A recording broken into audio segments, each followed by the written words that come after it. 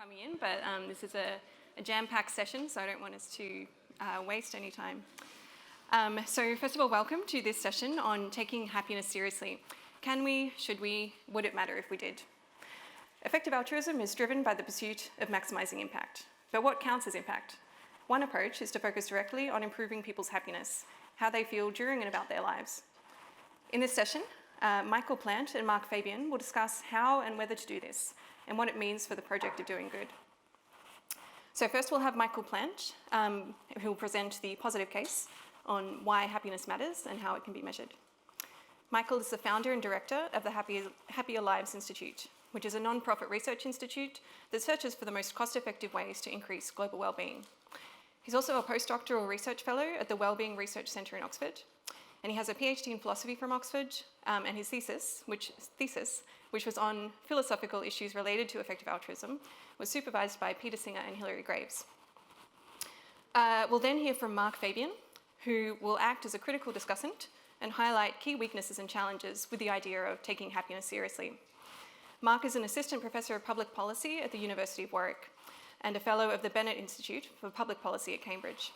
He recently published a book titled A Theory of Subjective Wellbeing with Oxford University Press, and works on wellbeing from an interdisciplinary point of view, with a focus on policy dimensions. He generally takes a politics and public management first approach, rather than an analytical philosophy and welfare economics first approach, which is often more common in academia and EA. And then after we've heard from both Mark and Michael, we'll have some time for discussion. And as always, you can submit questions for the speakers via the app. But now, please join me in welcoming our speakers.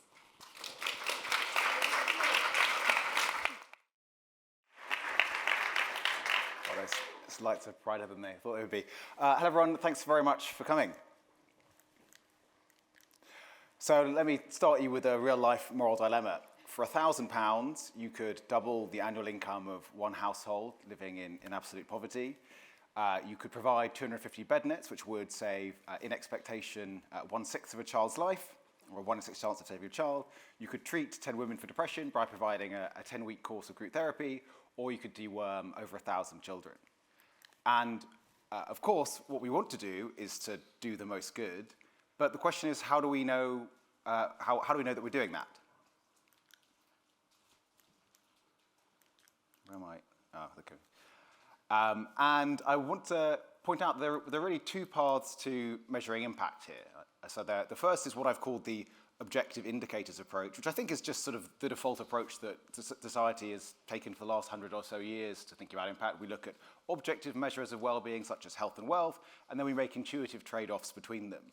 The sort of example of this is GDP. That's our sort of default measure of social progress. More economic activity is good. And then, however, the objective indicators approach seems to miss something. It seems to miss people's feelings, their happiness, how their lives are going for them. Where is that in the picture? And an alternative then is the subjective well-being approach, where we use self-reported measures of well-being, such as happiness and life satisfaction. Typical case would be 0 to 10, how satisfied are you with your life nowadays? And so my proposal in this session is that we should take happiness seriously. We should set the priorities using the evidence on subjective well-being. I'm trying to work out, okay, where am I pointing at for this? And you might wonder, is this a new radical idea?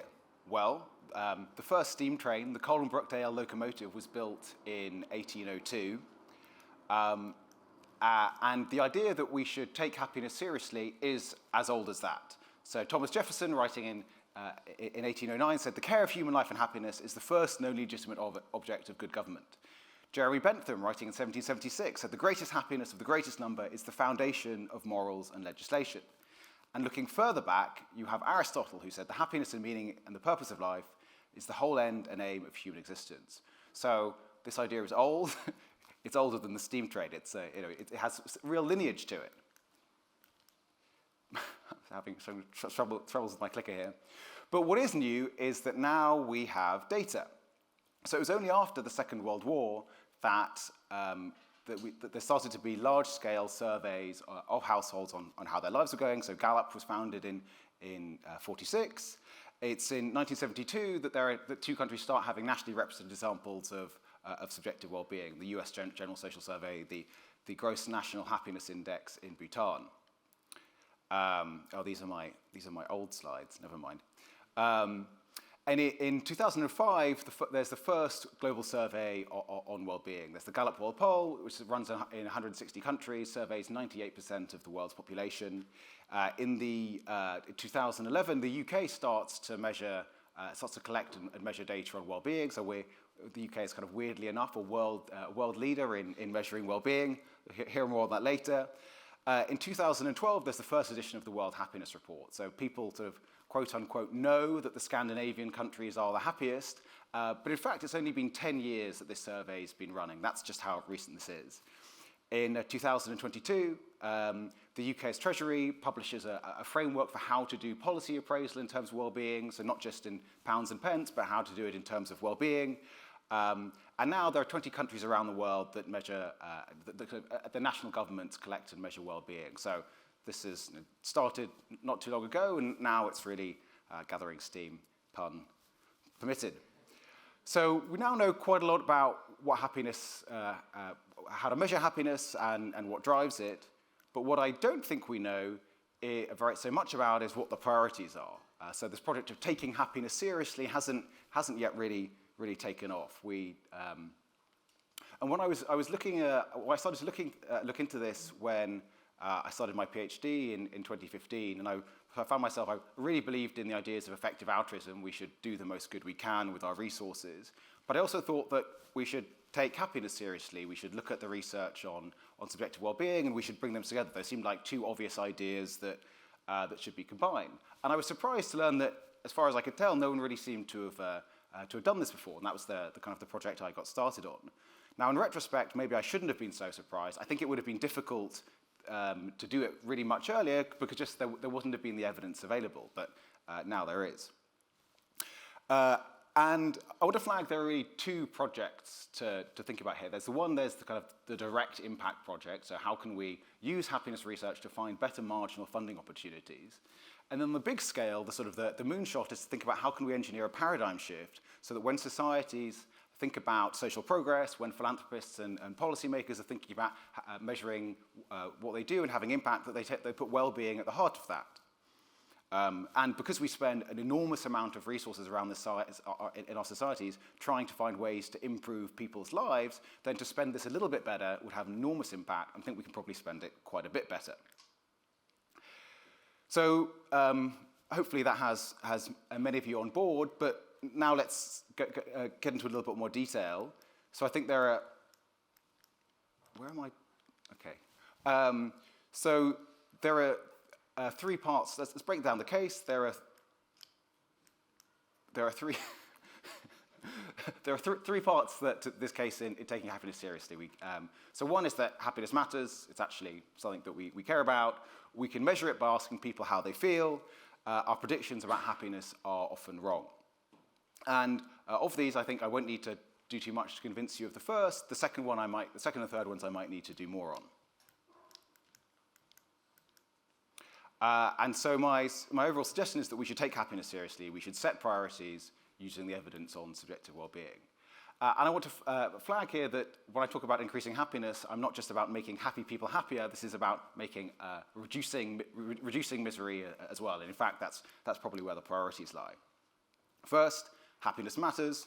Let's go right back to the start and ask, why does happiness matter? Well, well-being definitely matters. And well-being is a term used in philosophy to refer to what ultimately or intrinsically makes your life go well. And wealth and health we usually understand them as being instrumentally good for well-being.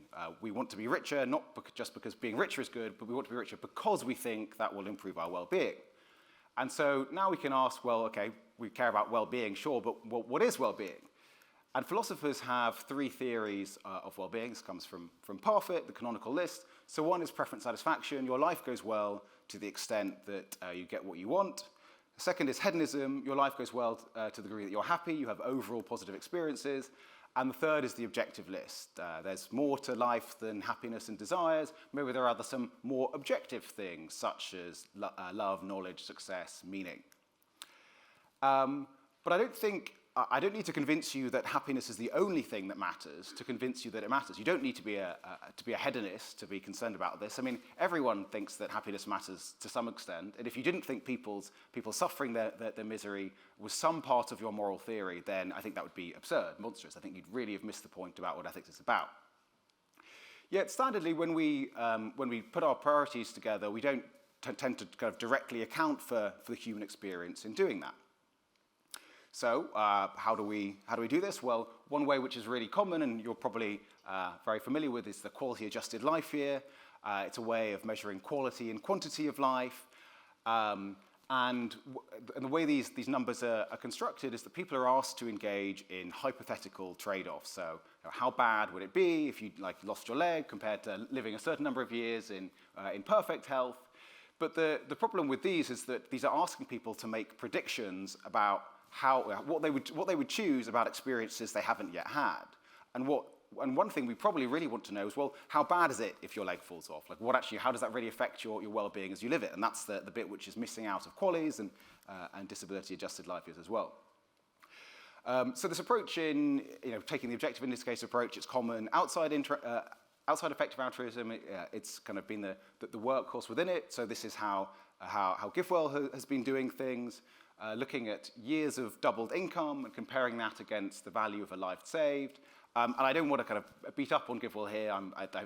They've done an enormous amount of amazing work. I find what they do really inspiring. And they're using the sort of objective measures which are just kind of common in society. But I think we can do better. There are now better methods that we can use, and we should move to moving those. Okay, so a response to this is, fine, I guess we do care about happiness, but we're going to have to stick with these objective things because we can't really measure it. And so my response is, well, we can. The Office of National Statistics in the UK, this is how we do it here. So there are 4 questions which are asked to about 300,000 people a year. There is overall, how satisfied are you with your life? And you can see from this that about 33% of people say that they are 8 out of 10. To what extent do you feel things in your life are worthwhile? How happy did you feel yesterday? And then how anxious did you feel yesterday? You can see that the anxious one is sort of reverse coded. And you can also see that there's sort of a similar pattern here. There are these different questions picking out different elements of well-being, but they're giving us kind of broadly the same result. And so the suggestion then is that we should replace the objective indicators approach with well-being adjusted life years, WellBe. So what's a WellBe? A WellBe is a 1-point change on a 0 to 10 scale for 1 year. So just sort of the same idea as the QALY, but we're just measuring something different. And you might think, well, what's happened? Why did people start to think that measuring people's feelings was a sensible thing you could do? Isn't it also objective? How would you know? And the way that you test these things is by seeing how they behave in the world, what their associations are. So research into well-being, and there's now been lots of it because people have been sort of skeptical that you can really rely on this stuff. So the sort of things you find is that higher happiness and life satisfaction associated with higher income, higher self-reported health, being in a relationship. There's a correlation between what you say and what your friends say about you, how often you smile. And that happier and more satisfied people are less likely to commit suicide. So this is telling us really that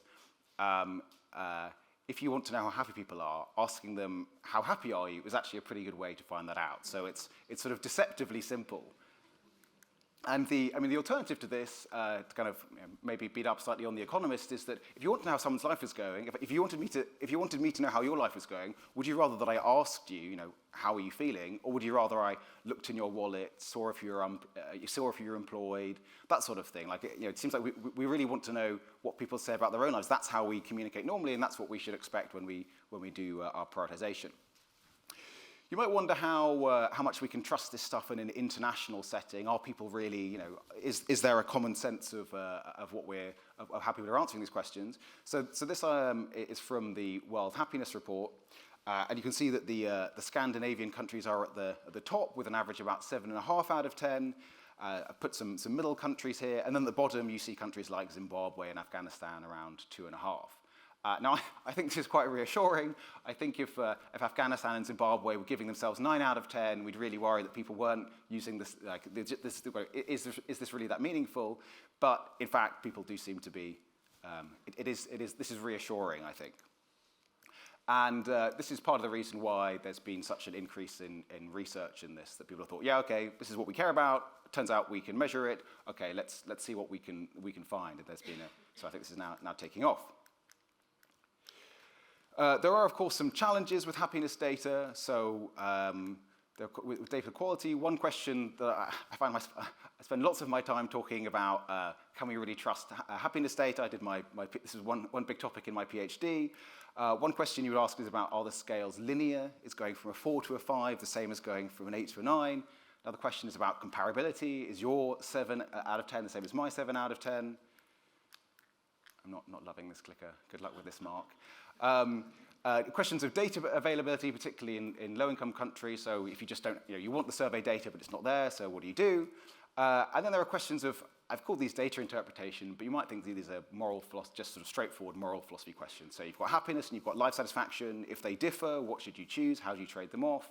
How do you think about improving, trading off, increasing quality of life against quantity of life? And I think these aren't unique challenges. I mean, whatever you measure, you're going to have some issues with it. I think the issues here are not obviously much worse than they would be if you were taking the alternative approach, although we'll see what Mark says. And the sort of overall flavor of response to this is to say that I think we should think something similar about the well-being approach that Winston Churchill said about democracy, which is just it's the worst method apart from all the others that have been tried. We shouldn't let the perfect be the enemy of the good here. There's some really useful information we can gather, which currently we're not making that much use out of. The third bit is that our predictions about happiness are often wrong. Okay, so why think that? You might think, okay, look, we care about this, we can measure it, but why bother, aren't we? Maybe we're just getting it right at the moment. And the kind of boring but obvious claim here is one of the ones which was the genesis of effective altruism. So Toby Ord, comparing different interventions in global health measured in terms of disability-adjusted life years, which is sort of a sister of QALYs, found that there's a really big difference between the best things and then the things which are good. And we don't know in advance what they are, so we should do research. So hopefully that, the idea we might be wrong and we should find out and look at the evidence is not too much of a hard sell.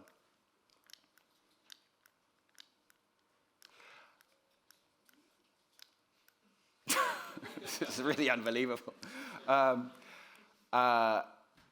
Okay, so, but that's really, that's not particularly informative. Okay, we could be wrong, but how could we be wrong? And I think the interesting research and perspective here is from the psychological literature on failures of affective forecasting or miswanting. How do we get it wrong? And to cut a long story short, the story here is that we're generally pretty good at whether things are good or bad, but we're not very good at predicting how good or bad they are and for how long they're going to affect us. So you know that being dumped is probably bad, but what you might get wrong is how bad that is and how quickly it will take you to get over it. And one sort of particular source of bias and explanation are focusing illusions.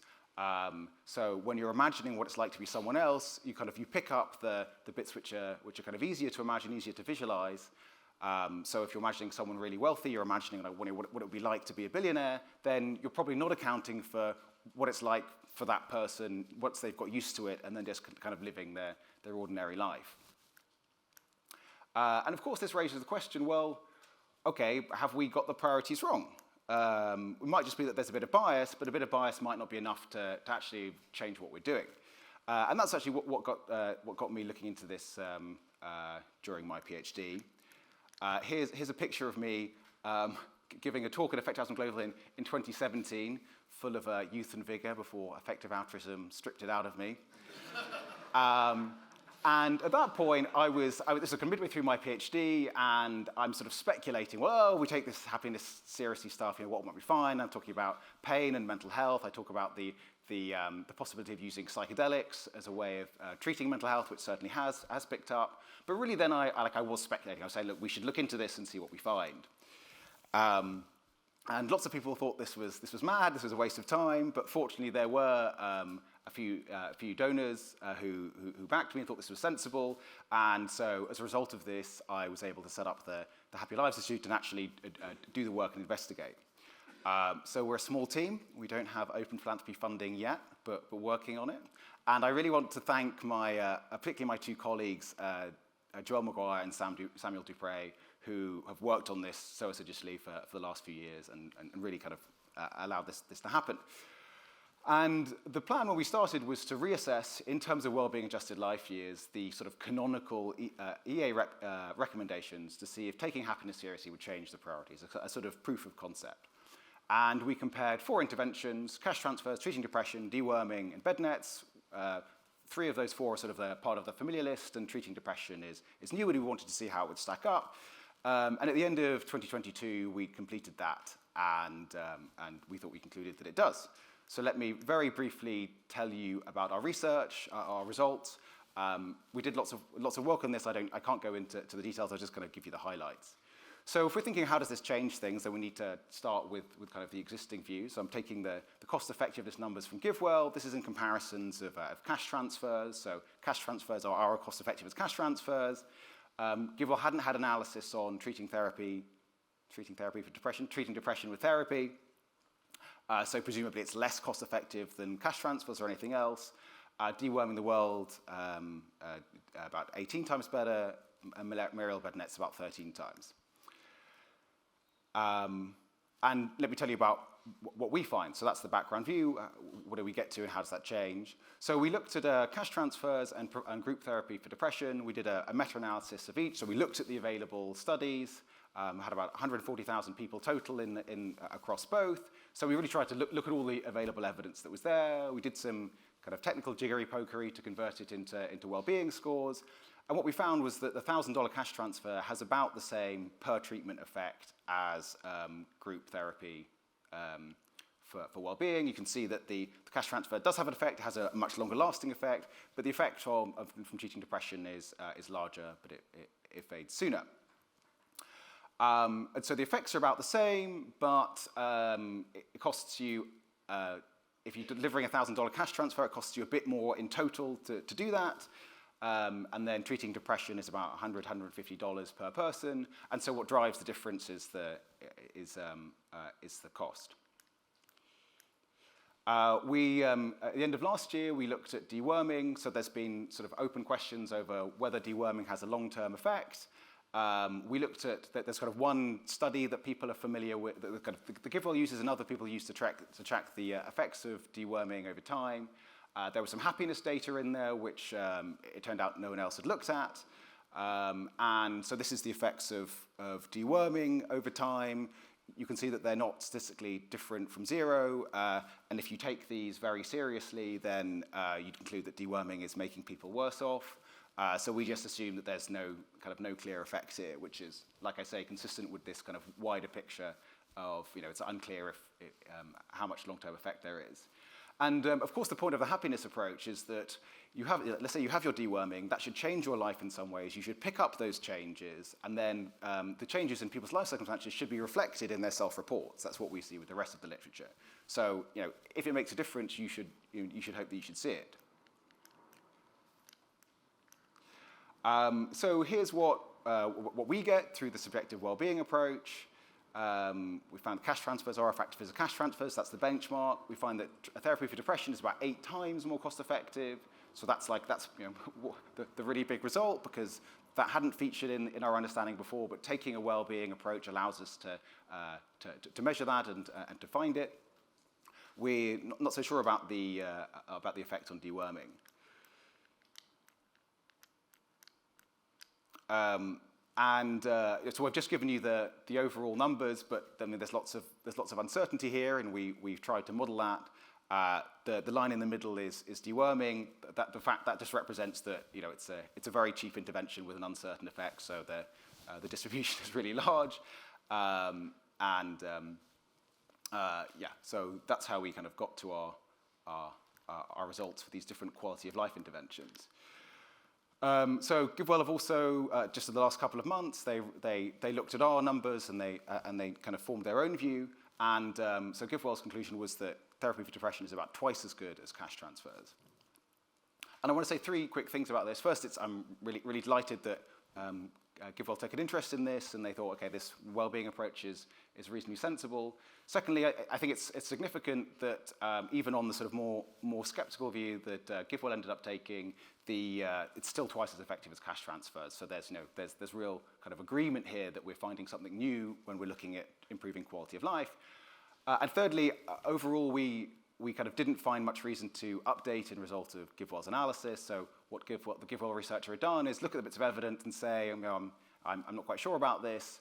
And so our response to this was that we didn't actually think there was strong evidence provided that should merit those reductions.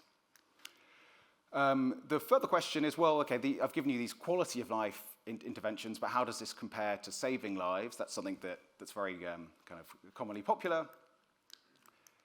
And so I was looking at this during my PhD as well, and what's really sort of surprised me is that there hasn't been very much attention given or recognition for the fact that actually these questions are just much more complicated than we might think.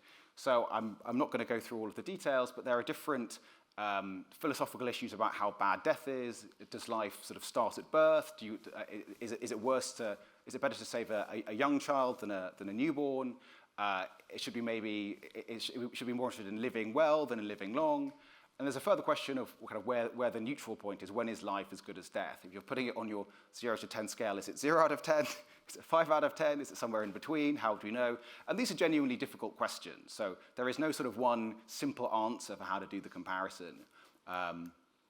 It's actually much more complicated than that. And so I don't have time to explain this, but what we found is that when we using our well-being numbers, we looked at a range of sort of reasonable spread of opinion that we think you could have, and we found that it makes quite a big difference. So there are some assumptions under which the bed nets end up being more cost-effective than the therapy, but under the rest of the assumptions, they end up not being more cost-effective, and they can be quite a lot less cost-effective. And so this is, it's almost unsurprisingly that your moral assumptions are going to do lots of the work here.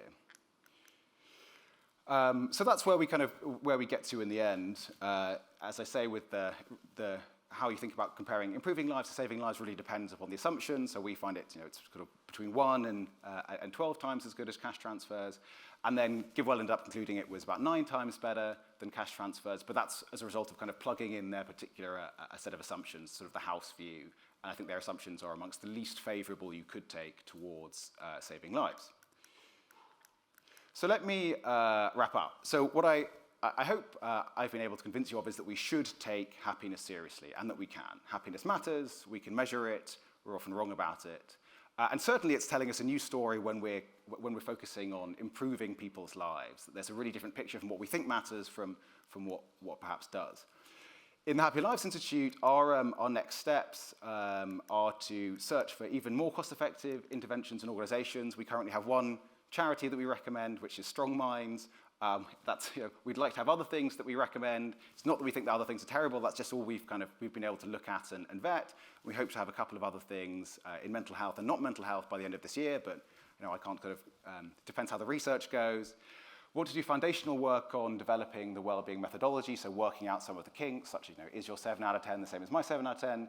And then kind of broad global priorities research. One thing I'm sort of starting to think about is, if and how can the wellbeing approach help us with issues related to artificial intelligence? Is it part of the alignment problem? Maybe.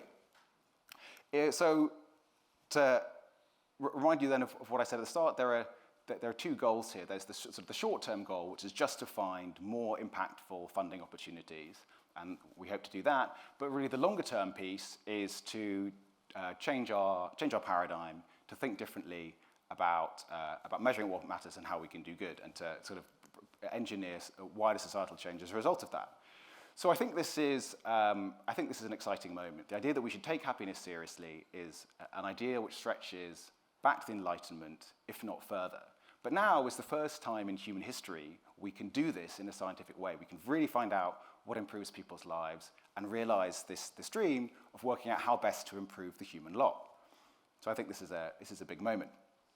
And of course, you can help. So you can help with your careers, your choice of jobs, you can help with your donations, and you can help with your advocacy by promoting these ideas.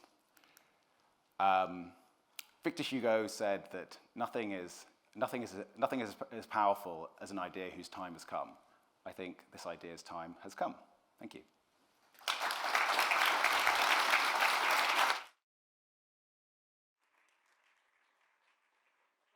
So it's the things I said. I've got some references to things I said, which I think you can find through the swap card app.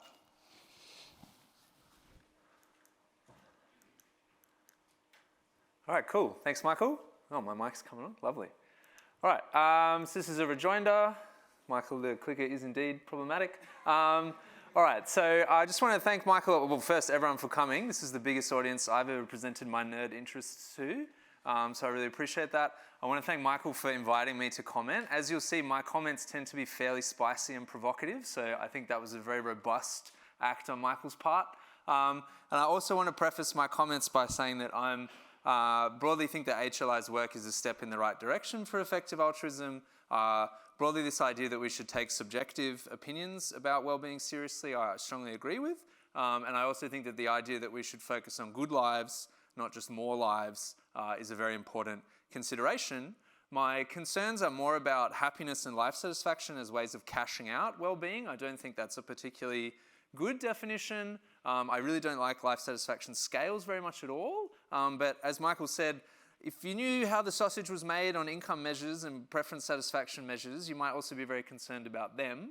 I'm generally like cognitive behavioral therapy, which is, as I understand it, what Strong Minds advocates for and is part of their intervention, is a fairly narrow conceptualization of and treatment for mental health. It's very important, but I worry sometimes that it really takes oxygen away from a broader and richer understanding of mental health that would be less individualistic and less biomedical, so one that takes more account of structural factors, sociological issues, and then also the kind of narrative of a person's life and why they've developed mental health issues. And then one of my biggest concerns, and this is germane to effective altruism more generally, is that there's a kind of fixation on cost-benefit analysis and randomized controlled trials, and I think that's quite harmful to a good understanding of well-being and interventions to improve it. And I stress the word fixation here. So it's not that these methods aren't important, it's that we shouldn't be narrowly fixated on them. Okay, so as Bridget very kindly mentioned, I do have this book out where I talk a lot about all sorts of different theories of well-being and propose my own. I'm not going to talk about it today. I just want to stress that there are a lot of different ways of thinking about well-being, and something that is, I think, not particularly well understood, and so I thought I'd mention it briefly, is that the Daly and Qualley measures, like most theories of welfare coming out of economics, are grounded in what Michael called the desire satisfactionism view, or the idea that what's good for you is getting what you want, is satisfying your preferences. So it's not that economists blindly just care about income because they're fools. The reason why they care about income is because it's a proxy for preference satisfaction. But there are a bunch of other well-being theories that I'm much more compelled by. So Michael's list, understandably, because it's his background, is really only presenting the canonical theories from analytical philosophy, and is missing a very important one, I would say, the eudaimonic theory, which is that well-being is about living in a particular way, in a way that accords with human nature. I don't really like the Aristotelian version of that, but out of psychology, you get eudaimonic theories that are what I would call functionalists. So they really take seriously the kind of organism that a human is, what we have evolved to be, what it means for that organism to flourish, what it means for it to be going well. And I think it's quite important for us when we think about mental health in particular, but also broadly when we conceptualize good lives, to have this kind of rich functionalist account in there. I think it's also very important to bring in the perspective from geography, sociology, epidemiology, which is broadly that well-being is an emergent property of complex social environmental structures or systems. So individual well-being is a function of the setting in which that individual is, and the well-being of that setting, so the well-being of a community or a village, for example, is a function of the individuals in that setting. And we need to take seriously that kind of structural interaction. I think both of these perspectives are especially crucial for understanding mental health, less so perhaps for understanding happiness. I think also worth just giving a brief shout out to the capabilities approach. The capabilities approach is the dominant theory of well-being in development policy and development studies globally, and it's basically the idea that well-being is a matter of having a larger option set of possible lives from which to choose. So we're trying to expand what people can do with their life, what people can be in their life by giving them education, health, political enfranchisement, these sort of things. All right. Now, the typical reaction of philosophers to these kind of perspectives coming out of psychology and geography and etc. is to say, oh, well, this you're getting your what's intrinsically well-being and what's merely instrumental to it confused. So you're collapsing well-being as an outcome with the causes of well-being. And the rejoinder to this in this kind of psych literature is to say that this is a false distinction, that actually the ingredients and the outcomes are bound up in such intimate ways that it's very difficult to separate them conceptually, and more importantly, that it's not useful, it's not a constructive thing to do to separate them. So I'll try to give you one example when we're thinking about the economic definition of well-being as preference satisfaction. So economists would argue that what makes your life go well is satisfying not any old preferences, but rational preferences, well-laundered preferences that you've really thought about and digested. And this cashes out very nicely when we're looking at optimal gambles. So when we're thinking about things like how to save for retirement, and you're thinking about the interest rate and how much money you have to invest and this kind of stuff, you can really think about that in formal, rational, mathematical terms. But it doesn't work well for most preferences that you have in your life. So it doesn't work well for thinking about what occupation should I have? What university should I go to? Who should I be friends with? What should my hobbies be? These kind of questions are not optimal gambles really in any way. They're things that we think about when we're thinking about how to be rational about those preferences. We might think of something like, do satisfying these preferences integrate, so harmonize my reasons? So why do I think this is a valuable thing to do with my time? My motivations? Do I actually get out of bed and go and do it on the basis of my reasons? And then my emotions. So when I'm engaged in these things, do I feel good about it? Do I feel good about it? If you are engaged in a bunch of stuff that you think is very reasonable, you've been convinced by, I don't know, Peter Singer that you should do it, but you're really struggling to find the motivation, then you're not particularly well harmonized, and it's going to be very hard for you to maintain that behavior. Equally, if you're doing something that I don't know, you have a lot of motivation for, perhaps because your parents are really putting a lot of pressure on you to do it, but it just makes you feel kind of crap, like you don't enjoy doing scales on the cello or the piano, then again, you're not going to be able to sustain that motivation. You're going to feel bad about your life. You're probably going to think your life is not going well. So we're going to be looking for preferences that make sense of all these different aspects of our psychology, and we can see there that a lot of these distinctions that philosophy makes kind of collapse when we take a step back from thinking about what well-being is to thinking about how we get it. So when you're thinking more practically, you find that you need to think about hedonism and mental states. You need to think about the process, so this eudaimonic idea of how are we living. You need to think about what your preferences are and what your goals are in life, what you're trying to achieve. And you also need to think about all those items on the objective list that Michael mentioned, like knowledge and virtue, that help you achieve those things. And this kind of leads to this idea that well-being is a process as much as it is an outcome, and then statements like this from Michael Bishop's 2015 book, that well-being is a complex causal network, that all sorts of stuff is interrelated in it. Oops, I went too far. All right, now your reaction to this might be, Mark, this is all getting way too complicated. All right, we can't do robust analytical work with this kind of stuff. Can't we just use life satisfaction as a proxy for all this complexity that you've outlined? Can't we just do some randomized experiments, use some powerful statistical methods, and then we can, all things held constant, away all this structural sociological stuff that you're banging on about, and then we can just do some rigorous analysis. Now, I have some sympathy for this take, so particularly that at the moment we assume away in cost-benefit analysis using income a lot of important stuff like loneliness, because we're not trading loneliness in markets, and so we can't put a price on it. And doing life satisfaction analysis allows us to fold more of these important things into our policy analysis. But broadly speaking, I think this is the wrong way of thinking about what we're doing here. What this is doing is assuming away the complexity and then thinking that you've got something really rigorous left behind. But actually, you've assumed away all the important stuff. I think this is very representative of Urizen. I don't know if people here are familiar with Urizen. This is a figure from William Blake's mythology. William Blake is a very famous British painter. Urizen is his personification of reason gone overboard. So reason kind of forgets this glowing heavenly place from which it's come, reaches out into the darkness with its measurement instrument, divides the world into categories, and from there thinks that it has solved all the problems and it knows everything. But actually it's forgotten all the important stuff. Now, if that metaphor was a bit too woo for you, the slightly more accessible way of thinking about this is the spotlight problem. So you've lost your keys and you're not looking for them where you lost them, but where the light is. So I think broadly what I'm getting at is that in just using life satisfaction as a proxy for this more complex notion of well-being, in assuming away a lot of this complexity in our statistical models, we're not actually getting to more rigorous analysis, we're getting to a dumber analysis. Now, I don't want to go into the ins and outs of the cost-benefit analysis that was done on Stronger Lives and that Michael's team has done. I think they've done a really good job of it. There is this really good forum post on the EA forums that goes into a lot of the ins and outs of that if you are interested. One point that I do want to draw your attention to is that one of the main concerns around that cost-benefit analysis was that people were saying, were kind of giving an indication to the interviewer that the Stronger Minds intervention had been really effective because they thought that in so doing they would be given more money.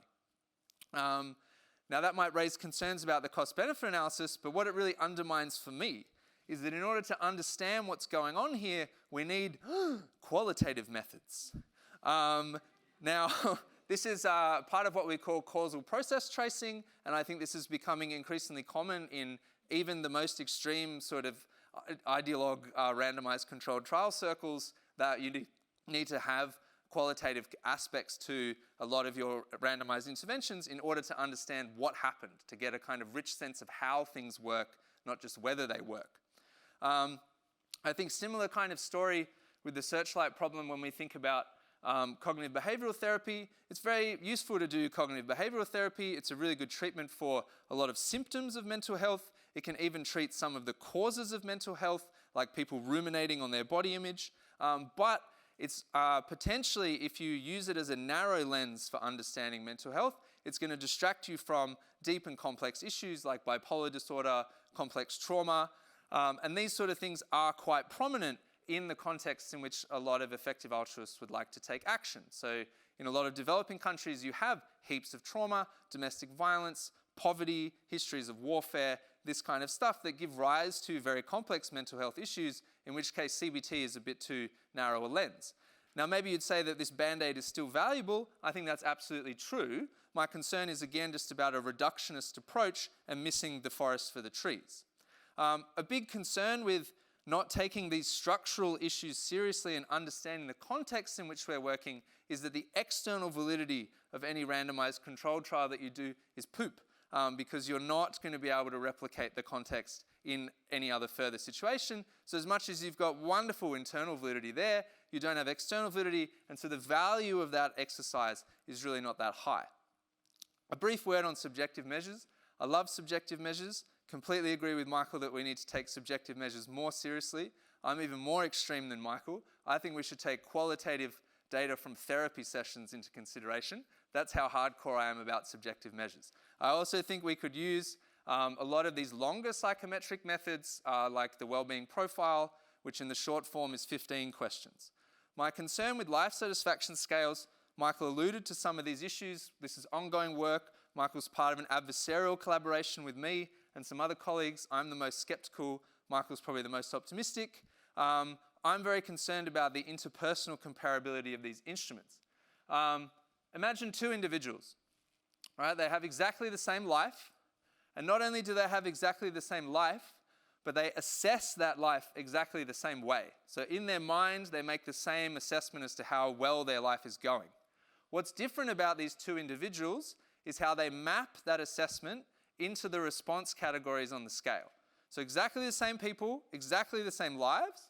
This person maps that life, Li star, into a 6 on the scale. This other person maps that into an 8 on the scale. And so we as the researcher see the 8 and think that the other person is better off than the first person, but they're in fact exactly the same. They just have different reporting functions. And we're only now starting to do work unpacking the reporting function, and I think that work is pretty scary. But as I said, adversarial collaboration, maybe my colleagues will have less concern about the things that we're finding, and we can keep an eye out for that research. I want to stress here that I really love randomized controlled trials. I love cost-benefit analysis. My first book advocated for all that sort of stuff, was broadly technocratic, love evidence-based policy. What I'm really advocating for is to use some of the still very robust complementary or additional approaches. And I'm thinking in particular of agent-based models. So agent-based models are capable of embedding individuals in structures and then looking at how those structures affect all sorts of interventions that we might put into play into those structures. These came out of people who were dissatisfied with what they were learning from randomized controlled trials. So we did tons and tons, hundreds of randomized controlled trials in obesity interventions, and we just found that they weren't really telling us much because every intervention was contingent on everything else going on in the system. So we then took the coefficients from those interventions, used them to initially parameterize an agent-based model, and then run simulations so that we can learn how things work in the structure. So I'm not suggesting that HLI and the effective altruism movement more broadly needs to use really woolly, like sample size of 5 qualitative methods, but I am suggesting that we need to use agent-based models, causal process tracing, and some of the more sophisticated mixed methods that are out there. This is not something that you come across in the economic space at the moment. So I think broadly we need to get out of the economic space and into the wider discourse. I would like to see a much more thorough engagement with philosophy of science in this space. Science is not necessarily about experiments, and it's not about confirming things. It's not about certainty. It's about falsification, what you don't know, not what you do know. All right. I've got to stress that this is not a problem that I think is inherent to, this is not exclusive to the Happier Lives Institute and the work they're doing. I think this is generally germane to effective altruism. So the effectiveness is really analytical effectiveness. It's about what can we know with certainty, not what seems to be having the big impact. The iconic case of this, or the archetype, was this big debate in development economics between Lamp Pritchett and the randomistas, so Esther Duflo and Abhijit Banerjee, where Pritchett was arguing that the biggest effect on anti-poverty in the last 50 years has been the rise of the Asian tiger economies. This was driven by things like commerce, institutions, industrialization, all things that we can't do randomized controlled trials and cost-benefit analysis on, but are massively impactful. And so the idea here is, right, do we want to be certain? Is that what is effective? Or do we want to be right and having a big effect? Oops, sorry. Okay, so what's my upshot to conclude? So I totally agree with Michael that effective altruism should think harder about well-being. What does it mean for a life to go well? How can we promote good lives, not just more lives? However, I think that we should think about good life in a multidimensional way, in a rich way that takes into account structure and sociological conditions. I think we shouldn't fixate on RCTs and CBA, shouldn't use them as a hammer in search of nails. Effective treatments for complex problems are likely to be messy, and we need to develop epistemic frameworks for appreciating that messiness and tolerating it, not assuming it away. All right, thanks very much.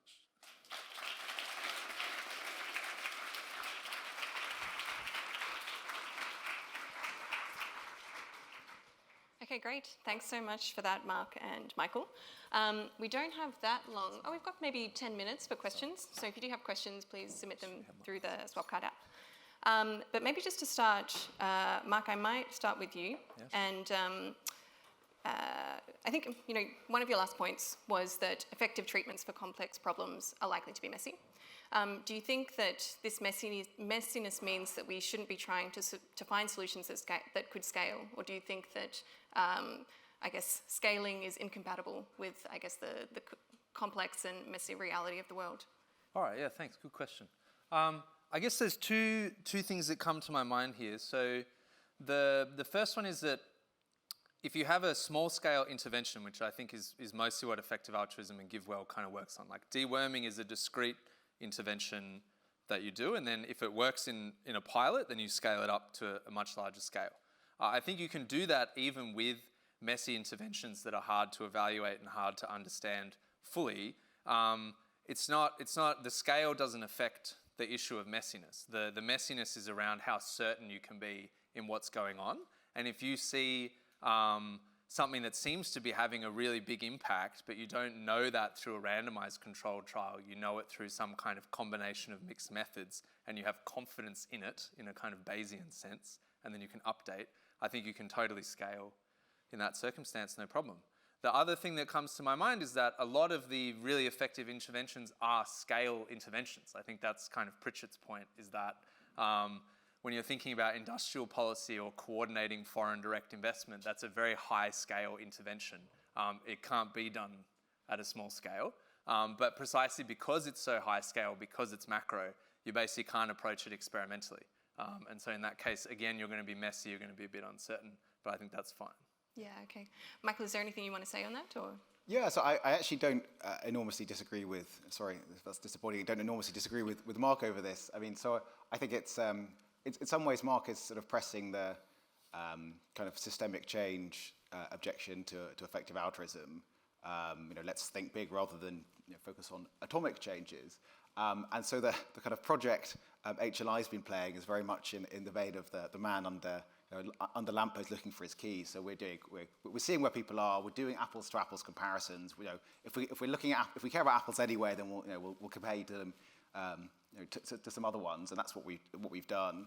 But I have sympathy with the idea that you should think about thinking at larger scale. I don't know exactly what I would kind of recommend in that vein, taking a subjective well-being approach. But I would like to look at policies changes and what philanthropists can suggest there, in addition to just small scale bits and pieces.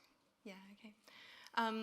I guess talking about comparisons, we've got a question here about whether Wellbees can be converted to qualies, and if there's been any research looking at if there's, I guess, correlations between the two.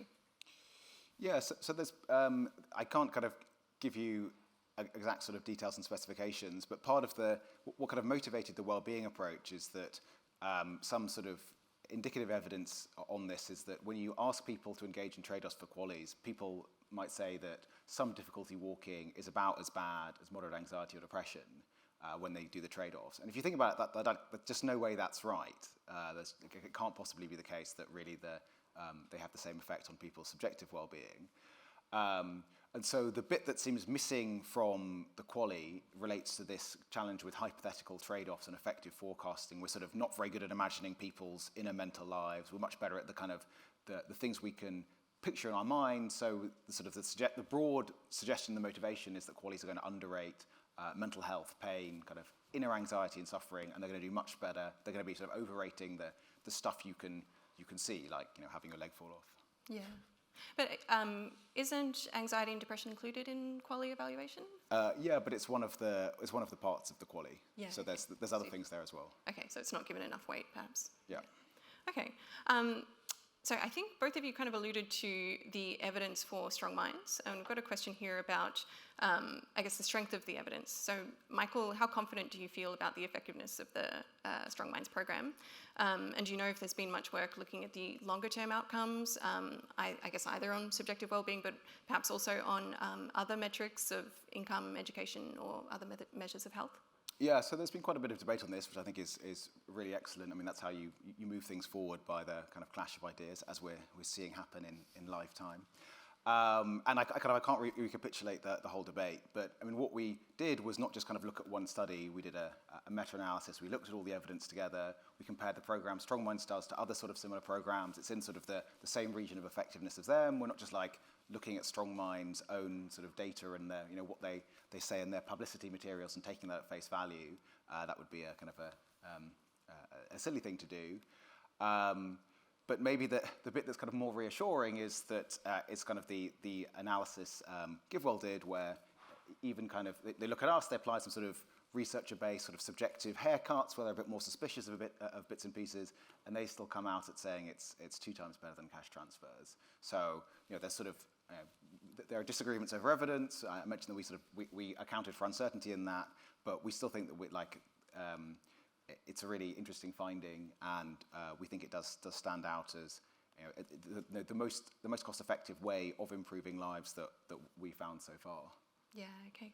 And yeah, certainly it's reassuring to get that, I guess, triangulation of... Yeah, that's really helpful. And so even if you have reservations, we don't think it's the case that, say, cash transfers look more cost-effective. So even with uncertainty, it still seems like the best bet. Yeah. We've got a question here from Nicole, who asks, even if it's considered a global priority issue, the Wellbeing cause, as you might know, receives less than 1% of total EA funds. Why do you think that is? And maybe, Michael, I'll go to you first, and if you've got anything to add. I was about to say, how long have you got? But I know exactly. I can see the clock ticking down. Not that long, unfortunately. Yeah, I guess I often wonder about this. I wish I knew why. I think it's kind of part of the story is that what we're trying to, sort of this conventional approach to how you think about cost effectiveness and how you think about impact. It's this objective indicators approach, and that's kind of the way society does it. Effective altruism is a mirror of society in some ways, and so I've been kind of pressing other organisations to say, well, let's do more on this. And I think I've brought some of them round over time, but it does kind of take time to kind of change people's views. Yeah, makes sense. We've got a couple of minutes left, but I also appreciate people might need to head out for meetings, so obviously feel free to do that. Mark, there's a question here for you. The person says, Mark, I'm sympathetic to your worldview, and I wouldn't be afraid of complexity, but I personally found it difficult to derive what you're actually saying organisations like GiveWell should do differently. So concrete actions, how to channel money differently. So what does success look like for you if GiveWell were to perfectly follow your recommendations? That's a good question. I think GiveWell has different sort of normative priorities to me, and that's fine. GiveWell has more of an emphasis on certainty, and that's okay. I guess the immediate answer that sort of pops into my mind is that I think if you follow the Pritchett argument, which I guess I'm pretty compelled by, that and Bono's argument, so Bono also saying that aid is a band-aid or a stopgap, and really what you need is commerce, capitalism. Amazing turnaround for Bono. I guess I'd like to see more involvement in terms of commercial investment into developing countries, and you can do that charitably by accepting below market rates of return. And so you can look at B Corp certified companies, you can look at groups that are very genuinely taking the spirit of ESG seriously, or just fully accepting below market rates of return. Once you are commercially invested in a country and you are there for altruistic purposes, you are not going to be doing profit maximizing things like exploiting your labor, lobbying the government to create regulations that favor you instead of creating a level playing field for the economy, etc. And so you can then be a force at particular tables, you have a particular seat at those tables to get the kind of things that I think a lot of randomistas think is impossible to do, like institutional change. Once you are part of the kind of commercial lobby and your interests are just making the commercial environment better for everyone, then you can advocate for those kind of things. And I think GiveWell could get involved in analysing those sorts of companies and making recommendations on where you might invest your dollars. Yeah, okay. I wish we had more time to ask more questions because this has been a great discussion, and thank you both for your presentations, but unfortunately we are out of time and the light is flashing angrily at us. But you guys are around for office hours for the next half hour? Yeah, and I believe they're just over there. So yeah, if you've got your questions, you can go and chat to Mark and Michael there. But yeah, please join me in thanking our speakers for this great session.